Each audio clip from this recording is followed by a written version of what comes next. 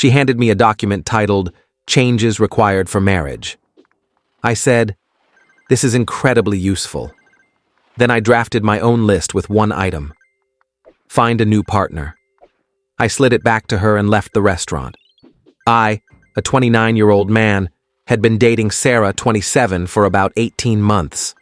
We'd moved in together 6 months ago. Things seemed solid, or so I thought. In hindsight, the red flags were there, constant critiques of my style, my friends, my interests. I figured that's just how relationships work, right? Compromise and all. Last Thursday, she asked me to meet her at a fancy French restaurant downtown for dinner, saying she had something crucial to discuss. I assumed maybe a job promotion or something. I arrived, and she was already there, looking deadly serious with a folder on the table. After ordering, she slid the folder to me. "Before we move forward with our relationship, we need to address some things." I opened it. Inside was a laminated sheet titled Prerequisites for Marriage, Areas Where Ethan Needs to Improve. I'm not kidding. Laminated, like she'd gone to a print shop. The list. 1. Income. Increase salary by at least 40% within 12 months. Current earnings insufficient for our lifestyle aspirations. 2. Fitness. Join a CrossFit gym, lose 15 pounds, achieve visible abs. 3. Vehicle. Replace current Toyota Corolla with a marriage-appropriate car, Lexus, Tesla, or Porsche only. 4. Wardrobe. Complete style overhaul required with a linked Pinterest board of approved outfits. 5. Social circle. Phase out friends. Ryan, Luis, and Nate. Detrimental influences on our future. 6. Hobbies. Limit gaming to 2 hours weekly. Mandatory tennis lessons for networking. 7. Family boundaries. Reduce visits to my mother to holidays only. See attached schedule. 8. Career path. Enroll in an MBA program by next fall. She'd already researched programs. 9. Housing. Commit to buying a home in a specific suburb within 2 years, minimum 3,500 square feet. 10.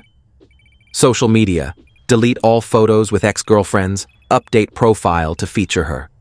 She watched me read, sipping her wine. When I finished, she said, "I've thought this through carefully. These are my deal breakers. I need to know you're committed to our future." I looked at the list, then at her. She was dead serious. "This is incredibly useful," I said. Her face brightened. "I knew you'd get it. When can we start on—" I opened my phone, typed one line in notes. Find a new partner, showed her the screen, placed $20 on the table for my drink, and walked out. My phone started exploding before I reached my car. I ignored it, went home, packed her things into boxes while she spammed me with texts, changed the locks, landlord was fine after I explained, and left her boxes in the building's storage room with a note to pick them up by Sunday. The audacity of thinking she could hand me a full-on renovation plan like I'm a fixer-upper project. Nope, I'm good. Update 1.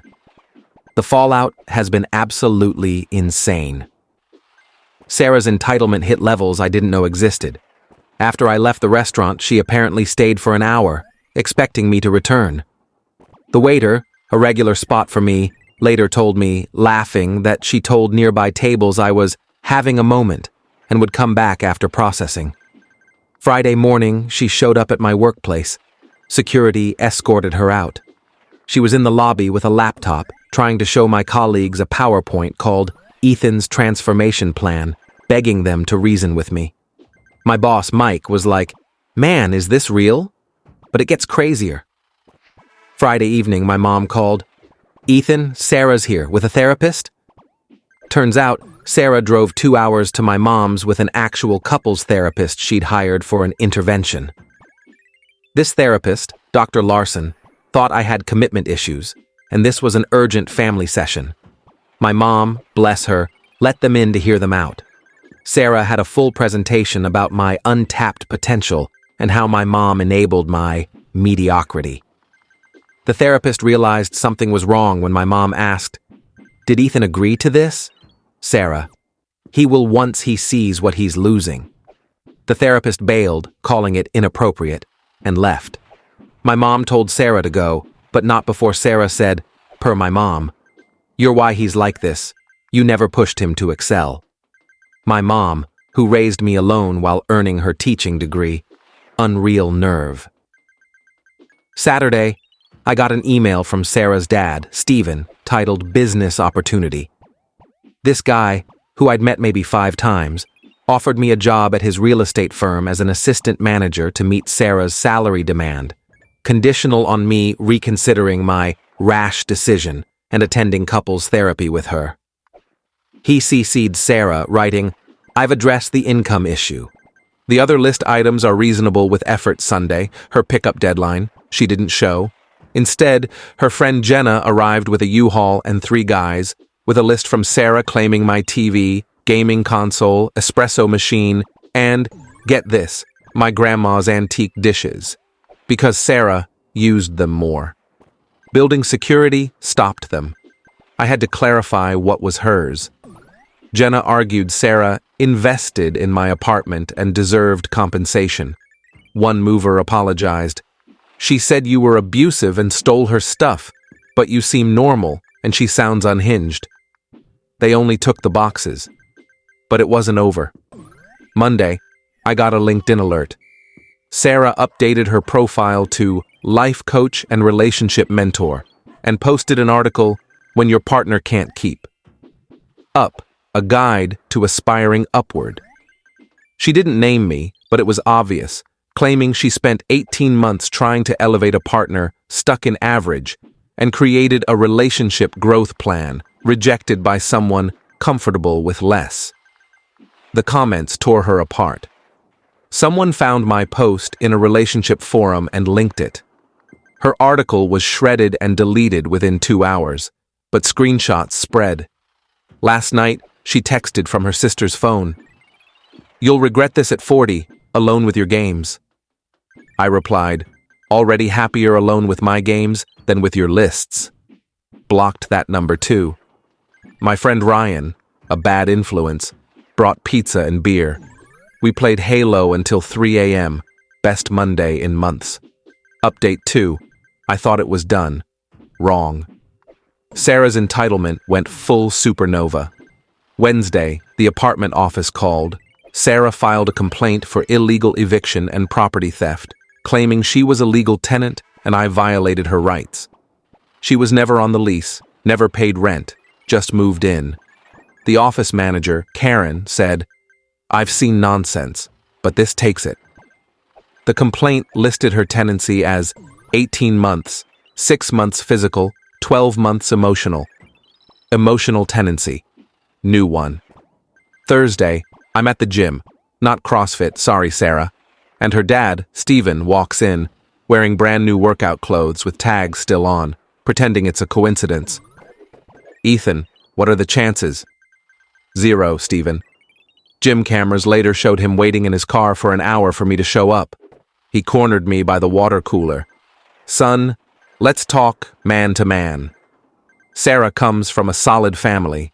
She has high expectations because she was raised for greatness. Her approach might have been off, but her heart... "Stephen, she graded me like a report card. She sees your potential. She sees a project." Then he said, "I'll buy you the Lexus myself.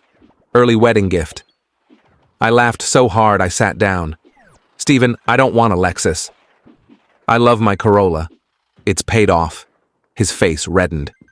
"You're throwing away my daughter over ego? She chose you. No, she chose who she wanted to mold me into." He stormed out, leaving his new gym bag. Friday was calm. Too calm. Should have known something was brewing. Saturday afternoon, doing laundry in the building's basement, I got a text from an unknown number. "Check your mail." In my mailbox, an envelope with a printout of a dating app profile for Ethan, 29, with my photos but a bio I didn't write. Driven professional, seeking an ambitious woman to build a legacy with. Fresh from a relationship with someone who couldn't match my vision. MBA, hopeful, CrossFit devotee, future homeowner. No time for games or small mindsets. Sarah had created a fake profile, matching with women as me. My coworker Juan called, laughing. My sister matched with you on Bumble and you're acting weird, talking about power couples and synergy. Worse, she'd scheduled dates, giving 3 women my real address and meetup times. Saturday night, a woman, Lisa, showed up while I was in sweats playing Final Fantasy. She was dressed up, drove 45 minutes, and found me looking like I'd just rolled out of bed. I explained the situation. She was furious. Sarah had chatted with her for 3 days about our future chateau in Provence and retiring by 45. Lisa helped me report the profile, then stayed. We ordered Thai food and laughed it off. She left her number. Call me when your ex calms down. You seem sane Sunday, the grand finale. My mom called. Ethan, why did I get an invoice? Sarah sent my mom a bill for $8,743, itemized, relationship coaching, 18 months at $200 per month, $3,600, personal styling, $1,200, career guidance and MBA research, $500, meal planning and nutrition, $900, social circle refinement, $400, interior design advice, $1,500, future planning, $643. It demanded payment within 30 days or legal action. My mom, the kindest person, left Sarah a voicemail. Dear, never contact me or my son again. If you send more nonsense, I'll bill you for my time reading it. $300 per hour, 4-hour minimum. The best part? Sarah's sister, Qley, messaged me on Instagram, not to defend Sarah, but to apologize, sending screenshots from Sarah's ex 2 years ago, who went through nearly the same ordeal, different list, same vibe. He got a restraining order. I warned her not to do this again, Qley wrote. She thinks she's a life architect. Sorry you're dealing with this. Document everything for the restraining order you'll likely need. So here we are. I've got a lawyer, my friend's cousin, with a discount rate, drafting a cease and desist. I've documented everything. Ryan, Luis, and Nate made a drinking game, shot for every new Sarah stunt. Luis's girlfriend said we need a new game or we'll get liver damage.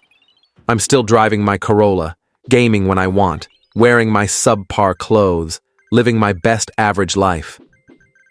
Final update. This is the end of this wild saga. Buckle up. Sarah's final act was unreal. My lawyer sent the cease and desist. Normal people stop there. Sarah isn't normal. She hired a lawyer who, straight-faced, sent a counter letter demanding 1. Compensation for breaching an implied contract to improve myself. 2. Payment for her invested time and emotional labor. 3. A public apology for defamation, me sharing the truth. 4. Damages for losing the lifestyle she reasonably anticipated. My lawyer had to step out from laughing. He returned, teary-eyed. In 15 years, I've never seen someone sue for a lost imaginary Porsche. Meanwhile, Sarah went nuclear with a TikTok series, Dating Below My Level, My Journey, using voice filters and animated stories, getting 10,000 views on the first video. She framed herself as a victim of a commitment-averse slacker who couldn't handle a driven woman. Gen Z didn't buy it. Comments roasted her after someone linked my forum post. A laminated list? CrossFit mandate? Ma'am, get help. She deleted everything after video 3. Then, her ultimate move. She crashed my cousin's wedding, uninvited, explicitly excluded post-breakup, wearing a white dress, trying to catch the bouquet. My cousin Sophia was livid. Security tried escorting her out, but Sarah caused a scene, sobbing that this should have been our wedding, claiming I'd promised an engagement. My aunt, who takes no nonsense, told her, "Leave before I call the cops, and ditch the white dress. You look desperate." Sarah's final act? She grabbed the mic at the reception, attempting a speech about love overcoming barriers, staring at me. The DJ cut her off.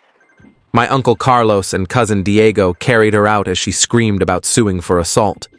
Diego, a sheriff, laughed. "Please try. I'd love to show this video in court." The restraining order was granted the next week. The judge reviewed the list, the invoice to my mom, the fake profiles, the wedding crash, and looked exhausted. "Ma'am, this is concerning." "Leave this man alone and consider professional help," Sarah claimed victimhood. The judge interrupted. "You billed his mother for being his girlfriend." "That's not normal," order granted. 500 feet, no contact, 2 years. The aftermath, Stephen apologized, unaware of the restraining order because Sarah used their address, claiming we were reconciling. He was horrified. "Ethan, we didn't raise her like this." Qley messaged, "She's in real therapy now, not that fake intervention." Mom and Dad finally see it. "Sorry you had to expose her." My favorite twist? Lisa, from the fake date, and I have been hanging out. She finds the saga hilarious, crushed us at Mario Kart during game night, and Ryan says she's cooler than Sarah ever was. She thinks my paid-off Corolla is smart. My mom framed Sarah's invoice in her kitchen, showing it to everyone. "Can you believe this woman tried to charge me for dating my son?" It's family legend. Word is, Sarah's back with her parents, starting a self-betterment journey, making lists for herself now. Progress, maybe. I'm still gaming with the crew, wearing my unacceptable clothes, driving my Corolla with a new, average and thriving bumper sticker from Luis. Never joined CrossFit, but started kickboxing, not for her list, just to handle any future wild exes. The gym knows me as List Dude. They hung her list on the wall with a red X as motivation. The best revenge? I'm happy, truly happy, living my ordinary, list-free life, gaming whenever, visiting mom Sundays, chilling with my toxic friends. Sarah wanted me to overhaul myself to be worthy. Turns out, I'm perfectly fine being unworthy of someone who sees love as a performance evaluation. Thanks for following this madness. May your relationships be free of lists, and your standards be about connection, not someone's potential to buy you a Porsche. Peace from my adequate life. P.S. That PowerPoint she brought to my office? My coworkers kept it. We use it for gag presentations. Last week, Mike presented requirements for Ethan covering your shift, including provide 3 bags of Cheetos and commit to a Parks and Rec marathon. Even my boss cracked up.